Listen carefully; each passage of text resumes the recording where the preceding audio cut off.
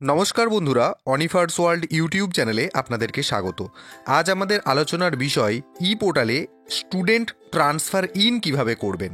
অর্থাৎ বাইরের কোনো বিদ্যালয় থেকে যদি কোনো ছাত্র বা ছাত্রী ট্রান্সফার সার্টিফিকেট নিয়ে আপনার বিদ্যালয়ে বছরের প্রথমে বা মাঝে বা শেষে যখনই এসে ভর্তি হতে চাক না কেন, তখন আপনি সেটাকে অনলাইনে কিভাবে এন্ট্রি করে নেবেন বা অনলাইনে সেই ছাত্র বা ছাত্রীটিকে কিভাবে ট্রান্সফার ইন বা নিজের বিদ্যালয়ে অ্যাডমিশন করিয়ে নেবেন, সেটাই আমাদের ভিডিওর মূল বিষয়বস্তু।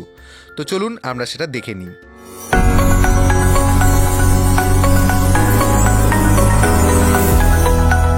এর জন্য আপনারা সবার প্রথমে ই পোর্টালে লগ ইন করে নেবেন। আমি অলরেডি ই পোর্টালে লগ ইন করে রেখেছি এবং এখানে আপনারা যে ড্যাশবোর্ডটি দেখতে পাচ্ছেন সেখানে স্কুলের নাম এবং অন্যান্য অপশানগুলি শো করবে।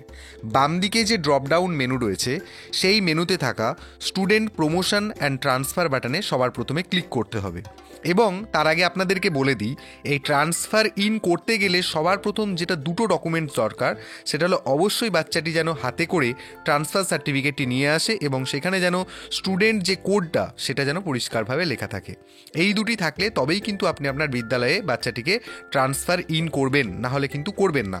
তো যাই হোক, আমি স্টুডেন্ট প্রমোশন অ্যান্ড ট্রান্সফার বাটনে ক্লিক করে নিচ্ছি। তারপর যে মেনুগুলি দেখা যাচ্ছে তার থেকে একটু পেজটাকে ওপরের দিকে তুলবেন এবং দেখুন নিচের দিকে অপশান আমরা পাচ্ছি স্টুডেন্ট ট্রান্সফার ইন, এই বাটনে ক্লিক করে নিতে হবে। করার পর পরবর্তী যে পেজটা এলো সেখানে দেখুন স্টুডেন্ট কোড বলে একটা বক্স পাচ্ছি আমরা। তো ওই ট্রান্সফার সার্টিফিকেটে স্টুডেন্টের যে কোডটা রয়েছে সেই কোডটা দেখে এখানে লিখে ফেলুন এবং নিচে থাকা যে সার্চ স্টুডেন্ট বাটনটি দেখতে পাচ্ছেন সেখানে ক্লিক করুন। যে স্টুডেন্টের কোড নাম্বার দিয়ে আমরা সার্চ করলাম তার পুরো ডিটেলসটা এখানে আসবে। নাম, student code, pen number, contact number, date of birth, date of transfer, কবে ট্রান্সফার নিয়েছে, সমস্ত ডেটাটা এখানে শো করবে।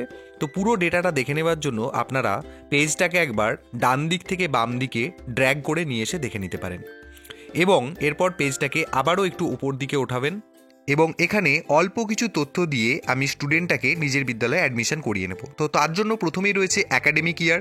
তো এখানে প্লিজ সিলেক্ট বাটনে ক্লিক করুন এবং এখানে অপশান যেটা কারেন্ট ইয়ার সেটা আসবে 2025, সেটা সিলেক্ট করে নেবেন। এরপরে রয়েছে অ্যাডমিশন নাম্বার, অর্থাৎ আপনি স্টুডেন্ট রেজিস্টারেতে যে নাম্বারটা মেনটেন করেন সেটা এখানে টাইপ করে লিখে নিন। এবং রয়েছে অ্যাডমিশন ডেট, কোন তারিখে বাচ্চাটিকে আপনার বিদ্যালয়ে অ্যাডমিশন করাচ্ছেন সেটা এখান থেকে ক্যালেন্ডার অনুযায়ী মাস, বছর ইত্যাদি আকারে সিলেক্ট করে নেবেন।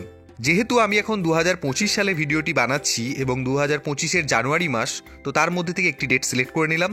এরপর রয়েছে প্রেজেন্ট ক্লাস, এখানে ক্লিক করলে দেখাচ্ছে ক্লাস 4, অর্থাৎ বাচ্চাটি হতে পারে সে ক্লাস 4-এই অর্থাৎ ক্লাস 3 থেকে 4 প্রমোশন নিয়েছে এবং ক্লাস 4-এ উঠে যাওয়ার পর মাঝপথে অন্য বিদ্যালয় থেকে নিজে এই বিদ্যালয়ে ভর্তি হতে আসতে চাইছে, তাই এখানে ক্লাস 4টা সিলেক্ট করছে। আবার এমনও হতে পারে এখানে ক্লাস 5 শো করবে, হতে পারে সেই বিদ্যালয়ে ক্লাস 4 লাস্ট ছিল এবং আপনার বিদ্যালয়ে ক্লাস 5-এ ভর্তি হতে এসেছে, তাহলে এখানে ক্লাস 5 শো করবে। তো যাই হোক, এই বিষয় নিয়ে আপনাদের ঘাবড়াবার কিছু নেই। এখানে দুটো ক্লাস কখনোই শো করবে না, কেবলমাত্র ওই বাচ্চাটি যে ক্লাসে ভর্তি হতে পারবে সেই ক্লাসটাই কিন্তু অপশানে আসবে। তো এখান থেকে সিলেক্ট করে নিলাম। প্রেজেন্ট সেকশনটা দেখুন অটোমেটিক সিলেক্ট হয়ে গেল এ, এবং রয়েছে প্রেজেন্ট স্ট্রিম, এখানে ক্লিক করলে আর্টস, সায়েন্স, কমার্স এগুলো আমাদের কোনো কাজে লাগে না প্রাইমারি স্কুলের ক্ষেত্রে, হাই স্কুলের ক্ষেত্রে হলে কাজে লাগতো। তো এখান থেকে নট অ্যাপ্লিকেবলটা সিলেক্ট করে নিলাম। এবং রয়েছে প্রেজেন্ট রোল নাম্বার, যে রোল নাম্বার আপনি রেজিস্টারে মেনটেন করবেন সেটা এখান থেকে টাইপ করে নেবেন। সব শেষে আপনারা ওই পেজটারই একদম নিচের দিকে চলে আসবেন এবং অপশান পাবেন ফেচ ফ্রম ড্রপ বক্স, এই বাটনে ক্লিক করে নেবেন। পরবর্তী যে পেজটা আসবে সেখানে একটা পপ আপ দেখা যাবে, successfully student fetch from drop box, অর্থাৎ যে বাচ্চাটিকে আপনি আপনার বিদ্যালয়ে ট্রান্সফার ইন করাতে চাইছিলেন সেটা কিন্তু সাকসেসফুলি হয়ে গেছে। তো এটাকে ভেরিফাই করার জন্য আপনারা বাম দিকে সেই ড্রপডাউন মেনুতে স্টুডেন্ট ইনফরমেশন, তার ভেতরে স্টুডেন্ট লিস্ট ভিউয়ে গিয়ে কিন্তু যে রেসপেক্টেড ক্লাসে ভর্তি হলো সেখান থেকে কিন্তু লিস্টটা একবার দেখে চেক করে নিতে পারেন যে সঠিকভাবে সে ভর্তি হলো কিনা বা তার ডিটেলসটা শো করছে কিনা। তো এইভাবেই কিন্তু আপনি যে কোনো স্টুডেন্টকে আপনার বিদ্যালয়ে ট্রান্সফার ইন করিয়ে নিতে পারেন। তো এই ছোট্ট ভিডিওটি আপনাদের যদি উপকারে আসে এবং আপনারা যদি আমার চ্যানেলে নতুন হন তাহলে অবশ্যই চ্যানেলটিকে সাবস্ক্রাইব করুন এবং সাথে সাথে এই ভিডিওটি সবার সাথে শেয়ারও করতে ভুলবেন না।